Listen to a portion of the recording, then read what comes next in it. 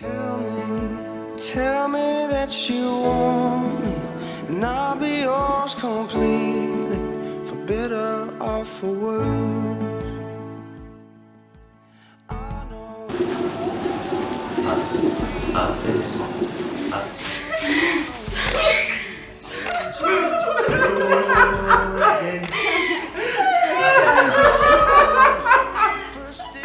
Aslanım benim ya. Hoş geldin. Hoş geldin. Şov işi. Şunların ikisinin arasını keseceğiz. Hadi göbek atın. Artık ne diye keseceğiz? Makas kesmiyor hocam.